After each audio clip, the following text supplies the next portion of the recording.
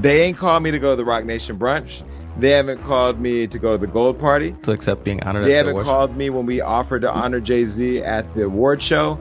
They didn't call me to go to the press conference about striking the deal with the NFL while we were kneeling for Kaepernick. They didn't call me to ask me what I thought about her hair care product.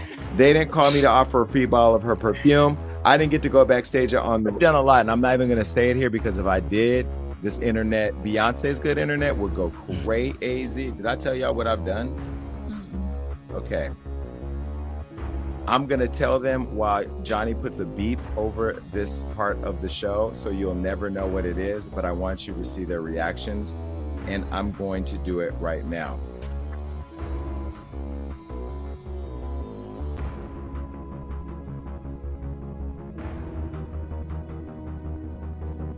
Jason Lee is stepping into dangerous territory. Chasing Beyoncé like proximity equals permission. We saw it, her dodging him all night, a silent but devastating rebuke. Psychologically, this resonates because it exposes the tension between admiration and obsession. The illusion of access versus the reality of boundaries. Now, Solange is allegedly caught in the crossfire, and Jason claims he has receipts that could shift the narrative entirely. He presents himself as a truth-teller, but in the shadows, it's a game of leverage and exposure. At a human level, people feel this because it's raw. Someone overstepping, someone else quietly watching, and the stakes are nothing less than reputation itself. Beyonce probably 4 or 5 times. Did she know who you were? Yeah, so when she walked in, she saw me and she was whispering to Jay, and she was hugging Jay, and she looked at me and she said, "It's Hollywood Unlocked." Once inseparable, Beyoncé and Solange now appear to be drifting apart. Rumors swirl, from family favoritism to industry meddling by Diddy, to Solange's frustration over staying in the shadows while Beyoncé remained at the center of power. Data from public sentiment shows fans noticing. The warmth and unity once visible are fading. Psychologically, this lands because audiences respond to authenticity. When protective bonds break, it feels like betrayal, even if the reasons are hidden. And according to insiders, Jason Lee claims he holds the key to understanding what really went wrong. A claim that adds intrigue and raises questions about trust, loyalty, and manipulation behind the glitz. Share that with Yvette her. knows. I got the receipts. I still have the receipts. Yvette know I got the receipts.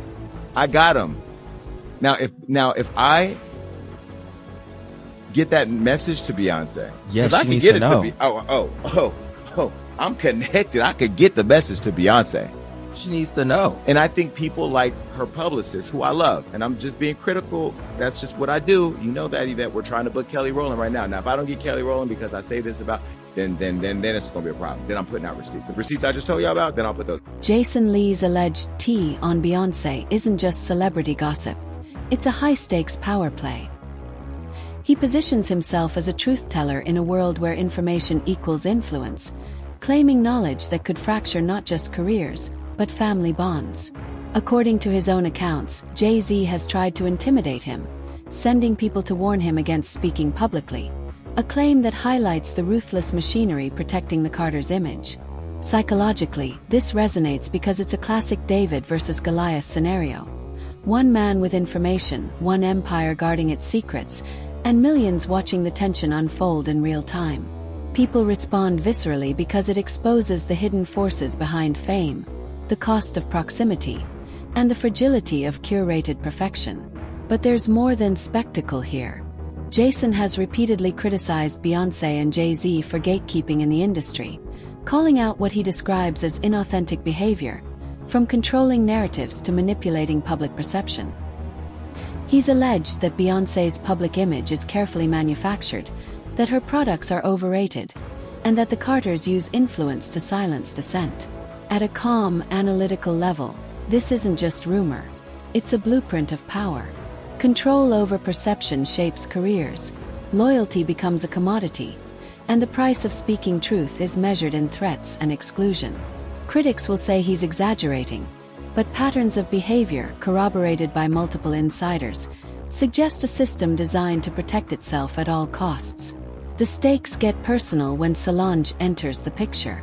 Jason hints that the tea he holds involves her too, suggesting that private family dynamics are entangled in public drama. Historically, the sisters were inseparable, protective of one another, and vocal about their loyalty. But exit polls and fan observations show a shift. Public gestures of unity have diminished, and the absence of support during key moments, like Beyoncé's Renaissance launch, signals a fracture. At a human level, this lands because audiences recognize the tension of loyalty tested by power and secrecy. It's not just about celebrity, it's about authenticity versus performance, family versus influence, and the psychological strain of keeping secrets under a microscope. Jason's role is ambiguous: whistleblower, provocateur, or opportunist. But the consequences are clear. By alleging knowledge that could harm a global icon, he forces both fans and insiders to confront uncomfortable questions. How much of the Carters' empire is performance? How much loyalty is genuine? And how far will the powerful go to protect their narrative? If Jason's claims are real, the fallout could reshape public perception of one of the most influential families in entertainment. If he's bluffing, the spectacle still exposes a system of control and intimidation that few dare challenge. And here's the forward-looking layer. The lesson isn't just about Beyoncé or Jay-Z. It's about power in any elite system. Influence is maintained not just through talent, but through secrecy, leverage, and carefully managed loyalty. Jason's story resonates because it's a mirror of that dynamic. Exposure versus protection, truth versus image, courage versus fear. Audiences are drawn in because it's raw, intimate, and unresolved, leaving one lingering, uncomfortable question. If these allegations hold weight, what happens when the protected can no longer control the narrative? Years, but I'm very protective, and I always treated her like my baby.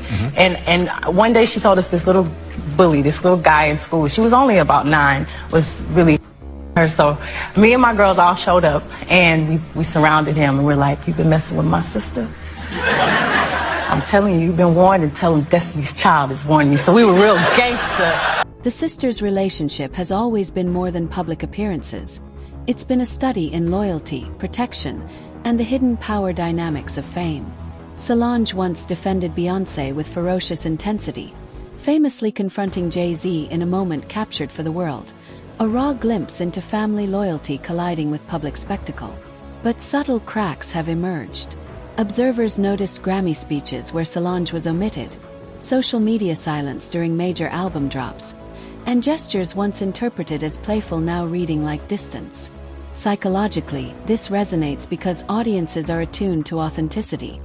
When protective bonds fracture, it feels like a betrayal, even if the reasons are private. The rumor mill only amplifies the tension. Conspiracy theories have circulated, suggesting Beyoncé might even be Solange's mother, citing age discrepancies and cryptic statements from friends like Gabrielle Union.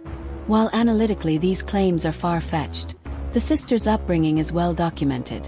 The persistence of such theories reveals something deeper: the hunger for hidden truths in the celebrity world, the fascination with what's authentic versus what's manufactured. At a human level, it lands because it taps into universal curiosity about family, power, and secrecy. Even as theories swirl, the observable reality is clear. The protective alliance between the sisters has shifted. Solange's silence and Beyoncé's omissions are small gestures with outsized meaning, signaling distance where there was once unity. Calm analysis suggests that these are not random. They are the subtle, surgical signs of a bond tested by power, expectation, and personal choice. The fractures are now part of the public consciousness, leaving fans to wonder, what really happened behind closed doors, and what will this mean for the legacy of one of music's most iconic families? That's where the story gets uncomfortable, and why everyone is watching for the next move. Thank God for protecting me. Thank you, God. I'd like to thank my Uncle Johnny, who's not here, but he's here in spirit. I'd like to thank my parents, my father, my mother, for loving me and pushing me. I'd like to thank my beautiful husband, my beautiful 3 children who are at home watching. I'd like to thank the queer community for your love and for inventing this genre. God bless you. The allegations escalate. Accusations of illegal activity, human trafficking, and coercion swirl around Jay-Z and Beyoncé, with some claims implicating Solange. Former publicists and insiders allege federal scrutiny and close surveillance, linking incidents with high-profile figures like R. Kelly. While the evidence is murky, the story resonates because it exposes the hidden architecture of power in the music industry. Who controls access, who can be silenced, and how far influence can reach. Jason Lee claims he knows details that could disrupt the Carters' carefully curated image. And that's where it gets uncomfortable. The line between truth, rumor, and leverage is blurred, leaving audiences to ask, what is real, and who decides which version survives?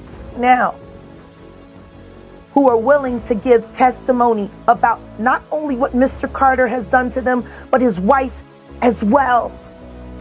They do nasty things. What do you think happened with Kim Keeping people against their will. Putting people on planes while they're unconscious, just like Aaliyah got on that plane. And everyone knows it. The wiretapping of the phones, putting AirTag on children during visits. These are normal practices.